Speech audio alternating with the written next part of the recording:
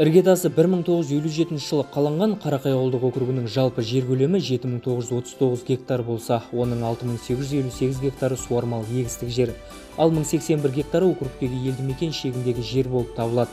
Округте ауыл шаруашылығын әртараптандыруда жергілікті шаруашылық жүргізуші субъектілер арасында жүргізілген түсіндіру жұмыстарының нәтижесінде бүгінде негізгі дақыл саналатын мақта егісі 6000 гектарға егіліп 5338 гектарға төмендеді.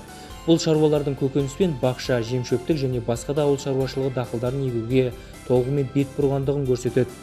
Ауыл шаруашылығы саласы мен өзге де шағын кәсіпкерлікті қолдау және азаматтардың қаржылық несиеге қол жеткізу жұмыстарын ұйымдастыру нәтижесінде жұмыспен қамту 2020 бағдарламасы арқылы 3 азаматқа 9 миллион теңге, ырыс микро қаржы ұйымы арқылы 24 азаматқа 36,681 миллион, ауыл шаруашылығын қолдау қоры мен РИЦ максимум қаржы ұйымы арқылы 21 азаматқа 46,8 миллион теңге берілген. Сонымен қатар, егістік жер көлемінің 2186 гектары терең қопсытылып, 7 трактор алынған. Өткен жылы ұсақ шаруа қожалықтарын ірілендіру бағытында 835 шаруа диқандар 4 ауыл шаруашылығы кооперативіне бірікті. Шағын және орта бизнесті дамыту барысында мал бордақылаумен айналысуға ниет білдірген 6 адам арнайы курстардан өтіп, сертификатқа ие болды. Айта кетейік, өткен жылы округтегі 5 елді мекеннің өзара байланысын жақсарту мақсатында елді мекендерді өзара байланыстыратын облыстық бағыныстағы жалпы ұзындығы 8 шақырым жол күрделі жөндеуден өткізілсе, 2020 жылға 19 ішкі көшенің жобалық сметалық құжаттары дайындалды. Мұнан да басқа округке қарасты 15 көшеге жарықтандыру жұмыстары жүргізіліп, үстіміздегі жылы 9 көшеге КТП орнату жоспарланып отыр. Сондай Қазақстан Республикасының президенті Қасым-Жомарт Кемелұлы Тоқаевтың 2019 жылғы 2 қыркүйектегі сындарлы қоғамдық диалог Қазақстанның тұрақтылығы мен өркендеуінің негізі атты жолдауын ауыл тұрғындарына насихаттау және түсіндіру мақсатында округ әкімі аппаратында жергілікті қоғамдастық мүшелері, ауыл билері, бюджеттік мекеме басшыларының келісімдерімен жұмысшы топ құрамы бекітілген. Бекітілген топ құрамы кестеге сәйкес ауыл тұрғындар арасында президент жолдауынан туындайтын мәселелерді іске асыру бағытында түрлі форматта кездесулер мен жиындар өткізіп келеді. Округтегі 5 ауылдағы ішкі жолдарға ағымдағы және күрделі жөндеу жұмыстарын жүргізу жергілікті қоғамдастық мүшелерімен және ауыл билерінің мақұлданған ұсыныс хаттамаларымен 2019-2022 жылдарға бекітілген.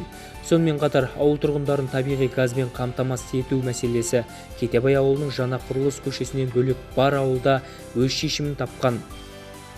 Округ әкімі аппараты тарапынан округтегі аз қамтамасыз етілген әлеуметтік көмекке мұқтаж отбасыларды әлеуетті қолдау мақсатында 50 отбасыға жергілікті демеушілер есебінен жалпы көлемі 385.500 теңгенің азық-түлігі берілді. Жаңа форматта атаулы әлеуметтік көмек тағайындау барысында жалпы саны 615 отбасының құжаттары жергілікті учаскелік комиссия тарапынан мақұлданып, аудандық жұмыспен қамту орталығына жолданды. Бұның ішінде 21 отбасы шартсыз болса, 591 отбасы шартты атаулы әлеуметтік көмекке ұсынылды. Мен Матчанова Жанар, Қарақай ауылдық округі Сәтбаев ауылында тұрамын. Осы тігісті бастағалы 10 жыл болды. Бірінші мына ескі машиндермен тіктім, одан кейін мына мемлекеттің беріп жатқан әлеуметтік жәрдемнің арқасында осындай машинелерді алып, осындай ұлттық нақыштағы қыз жасауын тігіп, өзімнің кәсібімді одан ары қарай дамытып жатқан жайым бар. 460 мың алдым. Оған бірінші мына машинелерді алдым, одан кейін маталарды алдым. Одан кейін мынандай моншақтар алдым. Одан кейінгісіне мына машинканы алдым. Сол, осыменен кәсібімізді дөңгелетіп отырған жайымыз бар. Ауыл тұрғындар мен жастардың жұмыстан тыс бос уақыттарын тиімді өткізу мақсатында округте бір мәдениет үйі мен бір ауылдық клуб, бір орталықтандырылған кітапхана мен 2 ашық стадион жұмыс жасауда. Қазіргі таңда округ орталығы болып табылатын Сәтбаев ауылындағы ашық стадион қайта құрылып, заманауи үлгіде спорт алаңшасы 6.200.000 теңге қаржыға салынды. Үстіміздегі жылы округте ауыл жастары мен аға буын арасындағы спорттың тоғызқұмалақ, дойбы, волейбол және футбол түрлерінен округ біріншілігі өткізіліп, жеңімпаздар округ әкімінің алғыс хаттары мен естелік сыйлықтармен марапатталды. Бұдан бөлек, округ мәдениет үйі мен ауылдық клубта домбырашылар, бишілер сынды 10 үйірме тұрақты жұмыс жасаумен қатар, ауыл өнерпаздарының қатысуында мерекелік концерттік бағдарламалар тұрақты өтуде. Мектеп бітіруші оқушылардың тест сынағына қатысуын 100% қамтамасыз ету барысында атқарылған жұмыстардың нәтижесінде бітіруші түлектердің 90% тест сынағына қатысып, түпкі нәтиже бойынша ауданда алдыңғы қатардан көрінуде. Шалғайда орналасқан ауыл тұрғындарының балаларын мектепке бюджет есебінен апарып әкелуді ұйымдастыру үшін бюджеттен 900 мың теңге қаржы қаралып, оқушыларды тасымалдау жұмысы өз дәрежесінде ұйымдастырылған. Округ бойынша 4 жалпы орта мектеп және мектепке дейінгі 4 балабақша жұмыс істеуде.